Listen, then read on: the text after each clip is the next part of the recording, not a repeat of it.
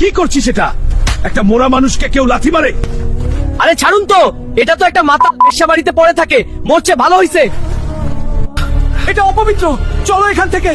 ঠিক এমন সময় ছদ্মবেশে থাকা সুলতান মুরাদ রহিমাহুল্লাহ এই দৃশ্য দেখে হতবাক হয়ে গেলেন। তিনি একাই লোকটির লাশ নিজের কাঁধে তুলে নিলেন এবং তার স্ত্রীর কাছে নিয়ে গেলেন। স্বামীর লাশ দেখে স্ত্রী কান্নায় ভেঙে পড়লেন। সুলতান অবাক হয়ে বললেন, তোমার স্বামী তো মদখোর আর পাপী ছিল, তার জন্য তুমি কাঁদছো কেন? স্ত্রী চোখের পানি মুছে ডুকরে উঠে বললেন, হে সুলতান, মানুষ যা দেখেছে তা সত্য নয়। আমার স্বামী প্রতিদিন মদের দোকান থেকে নিজের টাকায় সব মদ কিনে আনতেন আর এনে নর্দমায় ফেলে দিতেন, যাতে অন্য কেউ তা খেয়ে গুনাহ করতে না পারে। তিনি আরো বললেন, তিনি খারাপ মেয়েদের কাছে গিয়ে তাদের টাকা দিয়ে বলতেন, এই নাও তোমাদের মজুরি, আজকের রাতটা তোমরা ঘরে বসে আল্লাহর ইবাদত করো, কোনো পাপ করো না। এরপর তিনি খালি হাতে বাড়ি ফিরে আসতেন আর আকাশের দিকে তাকিয়ে কাঁদেন, বলতেন, হে আল্লাহ, আমি আমার সাধ্য মতো তোমার বান্দাদের পাপ থেকে বাঁচালাম, বাকিটা তুমি ক্ষমা করে দিও। আজ দুনিয়ার মানুষ তাকে মাতাল আর চরিত্রহীন বলছে, কিন্তু আমার আল্লাহ তো জানেন তিনি কি ছিলেন। কথাগুলো শুনেই সুলতান মুরাদ রহিমাহুল্লাহ অঝরে কেঁদে ফেললেন। পরদিন রাষ্ট্রীয় মর্যাদায় সেই তথাকথিত পাপী লোকটির বিশাল জানাজা অনুষ্ঠিত হল, আর সেই জানাজায় ইমামতি করলেন স্বয়ং সুলতান মুরাদ। উপস্থিত হাজার হাজার মানুষ